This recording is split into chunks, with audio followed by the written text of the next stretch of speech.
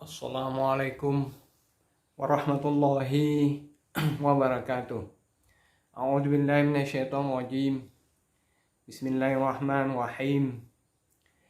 Alhamdulillahirabbil alamin. Wassalatu wassalamu ala asrafil anbiya'i wal mursalin Sayyidina Muhammad wa ala alihi wa sahbihi ajma'in. Amma ba'du. Saudara-saudara kaum muslimin dan muslimat yang dirahmati oleh Allah Subhanahu wa taala. Allah Subhanahu wa taala berfirman, A'udzu billahi minasyaitonir rajim. Ya ayyuhalladzina amanu qu anfusakum wa ahlikum nara wa quduhan nasu wal hijarah. Allah SWT berfirman, wahai orang-orang yang beriman, peliharalah diri kamu dan keluarga-keluargamu dari api neraka yang bahan bakarnya terbuat dari batu dan manusia.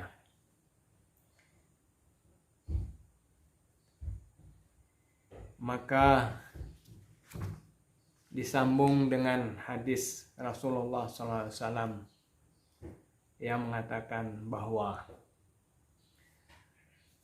kulukum ra'in wa kulukum mas'ulun an ra'iyatih fa imamul lazi 'alan nasi ra'in wa huwa mas'ulun anhum wa rajulu ra'in ala ahli baitihi wa huwa mas'ulun anhum wal mari'atu ra'iyatun fi baiti zawjiha wa huwa mas'ulun an ra'iyatiha.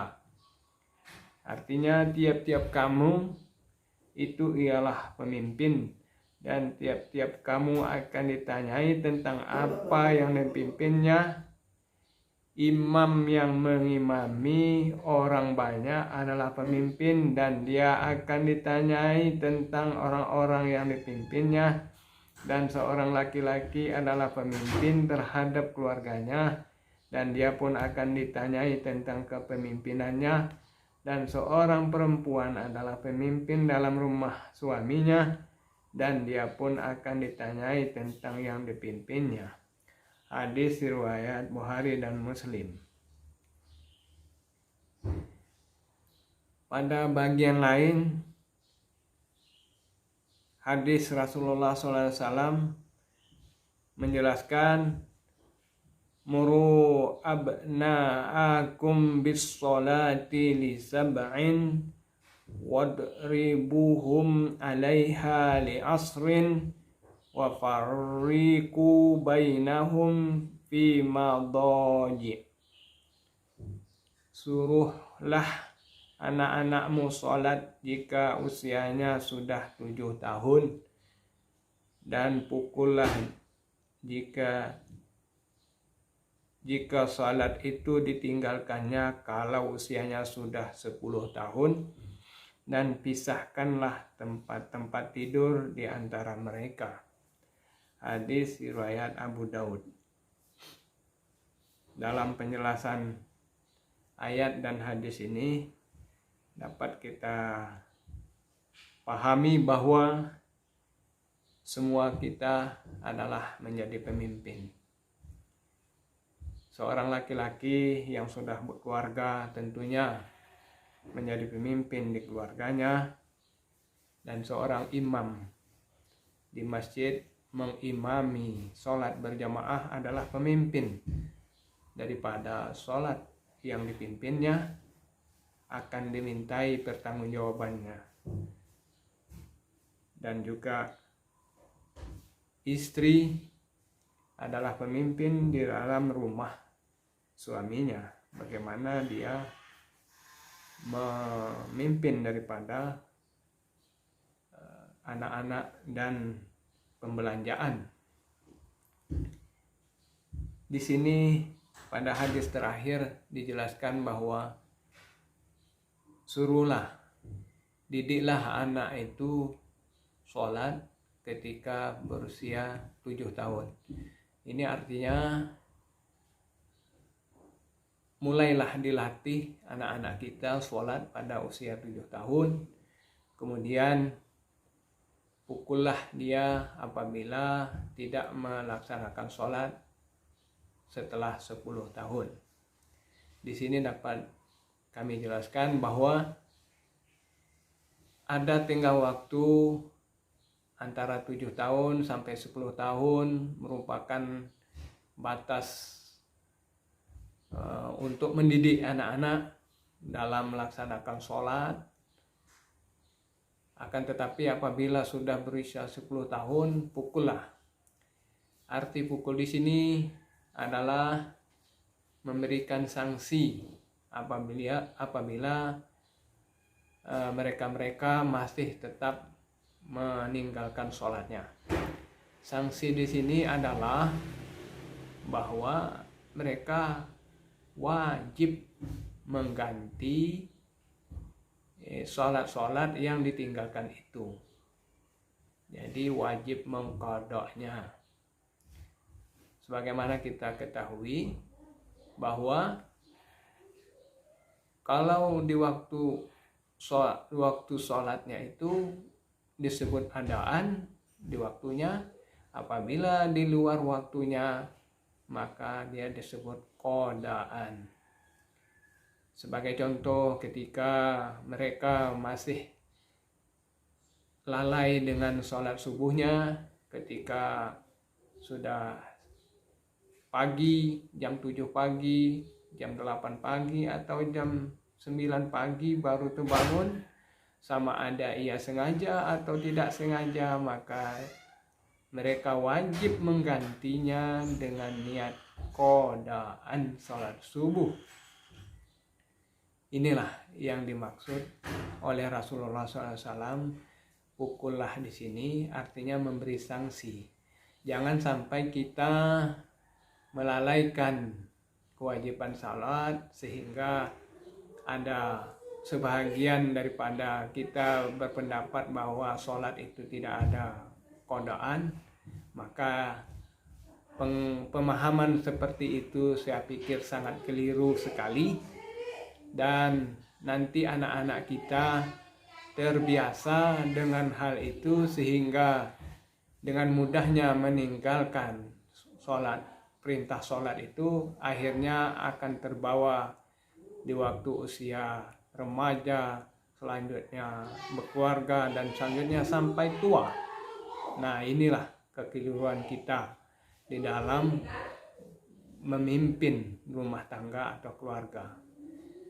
Selanjutnya di ujung hadis dikatakan bahwa pisahkanlah mereka yang sudah berumur 10 tahun itu, artinya antara anak laki-laki dan perempuan jangan lagi dia tidur satu kamar, karena di situ mungkin laki-laki sudah pernah mengalami mimpi basah dan perempuan sudah mengalami menstruasi. Oleh karena itu, apabila sudah 10 tahun, maka Rasulullah SAW menganjurkan kepada kita, bukan menganjurkan, mewajibkan untuk memisahkan tempat tidurnya. Inilah kira-kira yang dapat dijelaskan dari ayat dan hadis ini. Mudah-mudahan ada manfaatnya. Lebih kurang saya mohon maaf. Wassalamualaikum warahmatullahi wabarakatuh. Assalamualaikum warahmatullahi wabarakatuh. A'udzubillahi minasyaitonir rajim. Bismillahirrahmanirrahim. Alhamdulillahirabbil alamin. Wassalatu wassalamu ala asrafil anbiya'i wal mursalin Sayyidina Muhammad wa ala alihi wa sahbihi ajma'in. Amma ba'du. Saudara-saudara kaum muslimin dan muslimat yang dirahmati oleh Allah Subhanahu wa taala. Allah Subhanahu wa taala berfirman, A'udzu billahi minasyaitonir rajim. Ya ayyuhalladzina amanu qu anfusakum wa ahlikum nara wa quduhan nasu wal hijarah. Allah SWT berfirman, wahai orang-orang yang beriman, peliharalah diri kamu dan keluarga-keluargamu dari api neraka yang bahan bakarnya terbuat dari batu dan manusia.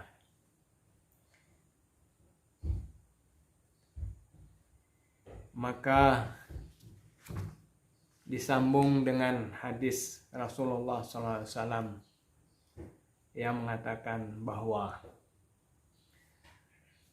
kulukum ra'in wa kulukum mas'ulun an ra'iyatih fa imamul lazi 'alan nasi ra'in wa huwa mas'ulun anhum wa rajulu ra'in ala ahli baitihi wa huwa mas'ulun anhum wal mari'atu ra'iyatun fi baiti zawjiha wa huwa mas'ulun an ra'iyatiha.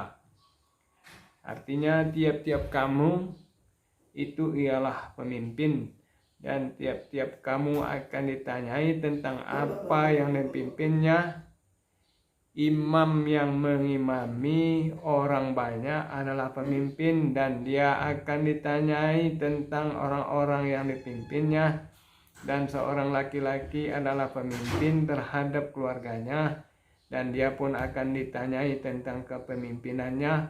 Dan seorang perempuan adalah pemimpin dalam rumah suaminya, dan dia pun akan ditanyai tentang yang dipimpinnya. Hadis riwayat Bukhari dan Muslim. Pada bagian lain, hadis Rasulullah SAW menjelaskan, muru abna'akum bis sholati li sab'in wadribuhum 'alaiha li asrin wa farriqu bainahum fi madaji. Suruhlah anak-anakmu sholat jika usianya sudah 7 tahun, dan pukullah jika sholat itu ditinggalkannya kalau usianya sudah 10 tahun, dan pisahkanlah tempat-tempat tidur di antara mereka. Hadis riwayat Abu Daud. Dalam penjelasan ayat dan hadis ini dapat kita pahami bahwa semua kita adalah menjadi pemimpin. Seorang laki-laki yang sudah berkeluarga tentunya menjadi pemimpin di keluarganya, dan seorang imam di masjid mengimami sholat berjamaah adalah pemimpin daripada sholat yang dipimpinnya, akan dimintai pertanggungjawabannya. Dan juga istri adalah pemimpin di dalam rumah suaminya, bagaimana dia memimpin daripada anak-anak dan pembelanjaan. Di sini pada hadis terakhir dijelaskan bahwa suruhlah, didiklah anak itu sholat ketika berusia 7 tahun. Ini artinya mulailah dilatih anak-anak kita sholat pada usia 7 tahun. Kemudian pukullah dia apabila tidak melaksanakan sholat setelah 10 tahun. Di sini dapat kami jelaskan bahwa ada tenggang waktu antara 7 tahun sampai 10 tahun merupakan batas untuk mendidik anak-anak dalam melaksanakan sholat. Akan tetapi apabila sudah berusia 10 tahun, pukullah. Arti pukul di sini adalah memberikan sanksi apabila mereka masih tetap meninggalkan sholatnya. Sanksi di sini adalah bahwa mereka wajib mengganti sholat-sholat yang ditinggalkan itu. Jadi wajib mengqadanya. Sebagaimana kita ketahui bahwa kalau di waktu sholatnya itu disebut adaan di waktunya, apabila di luar waktunya maka dia disebut qadaan. Sebagai contoh, ketika mereka masih lalai dengan sholat subuhnya, ketika sudah pagi, jam 7 pagi, jam 8 pagi, atau jam 9 pagi baru terbangun, sama ada ia sengaja atau tidak sengaja, maka mereka wajib menggantinya dengan niat qadaan sholat subuh. Inilah yang dimaksud oleh Rasulullah SAW. Pukullah di sini artinya memberi sanksi. Jangan sampai kita melalaikan kewajiban salat sehingga ada sebahagian daripada kita berpendapat bahwa sholat itu tidak ada qadaan. Maka pemahaman seperti itu saya pikir sangat keliru sekali, dan nanti anak-anak kita terbiasa dengan hal itu sehingga dengan mudahnya meninggalkan sholat, perintah sholat itu akhirnya akan terbawa di waktu usia remaja, selanjutnya berkeluarga, dan selanjutnya sampai tua. Nah, inilah kekeliruan kita di dalam memimpin rumah tangga atau keluarga. Selanjutnya di ujung hadis dikatakan bahwa pisahkanlah mereka yang sudah berumur 10 tahun itu, artinya antara anak laki-laki dan perempuan jangan lagi dia tidur satu kamar, karena di situ mungkin laki-laki sudah pernah mengalami mimpi basah dan perempuan sudah mengalami menstruasi. Oleh karena itu, apabila sudah 10 tahun, maka Rasulullah SAW menganjurkan kepada kita, bukan menganjurkan, mewajibkan untuk memisahkan tempat tidurnya. Inilah kira-kira yang dapat dijelaskan dari ayat dan hadis ini. Mudah-mudahan ada manfaatnya. Lebih kurang saya mohon maaf. Wassalamualaikum warahmatullahi wabarakatuh.